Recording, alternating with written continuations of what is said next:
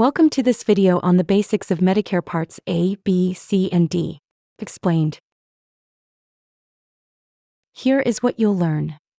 First, which Medicare-approved services are covered by the different parts of Medicare, including original Medicare Part A and Part B, then Part D and Part C. Second, the out-of-pocket costs associated with Medicare Part A and Part B. Finally, how Medicare supplements, or Medigap plans, can help pay for the out-of-pocket costs associated with original Medicare Part A and Part B. So, what are the basic parts of Medicare? Medicare has 4 basic parts. Part A, hospital insurance, Part B, medical insurance, Part C, Advantage plans, and Part D, standalone prescription drug plans. These are health insurance plans that cover your medical and prescription drug needs. In addition, there are Medicare supplements or Medigap insurance policies that cover the costs that Part A and Part B don't cover. First, let's look at Medicare Part A, hospital insurance. Medicare Part A hospital insurance covers Medicare-approved hospital-related services when admitted as inpatient, including a semi-private room, meals, medications, and acute care services. It also covers Medicare-approved services received in a skilled nursing facility. Medicare Part A is administered by the government. Medicare Part A also covers home health care services such as skilled nursing, speech therapy, physical therapy, and occupational therapy. It also covers hospice care and mental health services. Remember, Medicare is not long-term care insurance. It does not cover the 6 standard activities of daily living. Now let's look at what Medicare Part B medical insurance covers. Medicare Part B medical insurance covers all Medicare-approved services or supplies needed to diagnose or treat a medical condition. This includes doctor visits, outpatient care, ambulance, durable medical equipment, mental health services, and home health care, if you're homebound and need skilled care. Medicare Part B also covers preventive services such as screenings, vaccinations, annual wellness visits, smoking cessation, and depression screening. Medicare Part B also includes limited prescription drug coverage, such as injectable drugs, insulin for insulin pumps, certain oral cancer drugs, and immunosuppressive drugs. It also covers diagnostic tests and lab services. Finally, Medicare Part B also includes physical therapy, occupational therapy, and speech-language pathology. Together, Medicare Part A and Medicare Part B are referred to as original or traditional Medicare, both administered by the government. Now, let's look at Medicare Part D, prescription drug plans. Medicare Part D prescription drug plans are offered by private insurance companies and subsidized by Medicare. Part D plans are available in 2 ways. First, as a standalone Medicare Part D prescription drug plan, used in addition to original Medicare Part A and Part B. Second, included in a Medicare Part C Advantage plan. Both cover the most common outpatient drugs prescribed by your doctor, including medications for chronic conditions, and drugs in all major therapeutic categories. Medicare Part D covers vaccines such as shingles, RSV, and tetanus. Remember, flu, COVID-19, and pneumonia vaccines are covered under Part B, not Part D.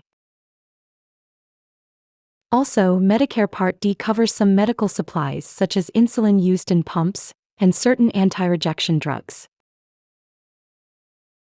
So, how does Medicare Part D decide which drugs to cover and at what level?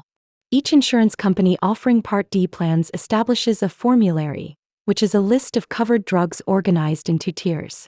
Each plan has 5 tiers, starting with Tier 1 preferred generics, the lowest cost, up to Tier 5 special or non-preferred brands at a higher cost. Some enhanced plans offer Tier 6 drugs at a very low cost to promote adherence to essential therapies by reducing financial barriers. Plans may require prior authorization, step therapy, or quantity limits, depending on the drug.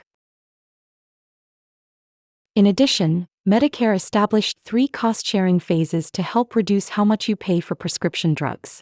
This cost is shared between you, the plan, the drug manufacturer, and Medicare. For example, in Phase 1, the deductible phase, a plan may have you pay some or all of the cost of a drug by way of a deductible. The maximum annual deductible in 2026 is $615 per year. A Part D plan may apply or waive the deductible depending on the drug and which tier it is in. Next is cost-sharing Phase 2, the initial coverage phase. This is where you pay 25% of the retail cost of a drug in the form of either a copay or coinsurance. You continue to pay this share up to a maximum out-of-pocket in 2026 of $2,100. Some enhanced plans may lower the cost to you by applying a copay instead. Finally, there's Phase 3, the catastrophic coverage phase. Once you reach $2,100 out-of-pocket in 2026, you pay $0 for covered drugs for the rest of the calendar year. So, what out-of-pocket costs count towards the cost-sharing phases? It's referred to as the true out-of-pocket costs. It includes the annual deductible, copays and coinsurance, payments made by others, state pharmacy assistance programs, Medicare Extra Help, and most charities. Not included in the true out-of-pocket costs are monthly Part D premiums, amounts paid by the drug plan itself, drugs not on your plan's formulary, drugs purchased outside the U.S., over-the-counter medications, and most vitamins. Now let's look at Medicare Part C Advantage plans, offered by insurance companies. Where Medicare Part A and Part B are managed by the government, Medicare Part C Advantage plans are a bundled alternative offered by private insurance companies approved and subsidized by Medicare. They offer the same Medicare-approved services as Medicare Part A, Part B, and many have Part D coverage. Plus, they offer additional supplemental benefits that Part A and Part B don't offer, such as dental, vision, fitness, and over-the-counter benefits and more at no additional cost. Now, let's take a closer look at the out-of-pocket costs, not covered by Medicare Part A and Part B. First, Medicare Part A hospital insurance does not cover all costs. In 2026, you will be responsible for the out-of-pocket costs as listed here. The most significant is the $1,736 deductible when you are admitted as inpatient into the hospital for days 1 through 60. Medicare Part A does not pay if you are admitted only for observation. So, it's important that when you are admitted into the hospital, you are admitted as inpatient. In addition, Medicare Part A covers the first 20 days of skilled nursing care at no cost to you. It's important to know that Medicare Part A hospital insurance is not based on an annual calendar year deductible. It uses a benefit period. A benefit period begins on the first day you receive service as an inpatient and ends after you have been out of the hospital and have not received skilled care in any other facility for 60 days in a row. So, if you are admitted as an inpatient after that time, a new benefit period begins with a new Medicare Part A deductible, even if it's for the same medical condition. Next, let's take a look at the out-of-pocket costs associated with Medicare Part B medical insurance as shown here. In 2026, Medicare Part B covers 80% of physician services, outpatient care, tests, and supplies, after a $283 annual deductible. However, you are responsible for all excess doctor charges, that is, all charges above the Medicare-approved amounts. Finally, let's look at Medicare supplements or Medigap private insurance policies. Medicare supplements or Medigap insurance policies, offered by private insurance companies, comply with Medicare and state insurance regulations. These private insurance policies are not health insurance. They only pay the out-of-pocket costs not covered by original Medicare Part A, hospital insurance, and Part B, medical insurance.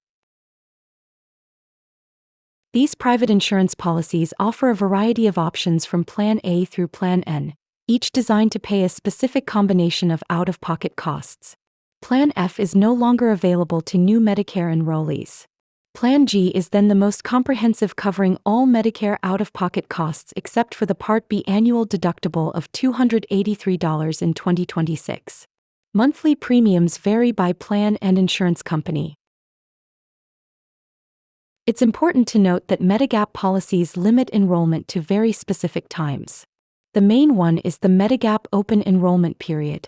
It's when an individual who turns age 65 and enrolls in Medicare Part B has a one-time 6-month window to enroll in a Medigap plan without medical underwriting.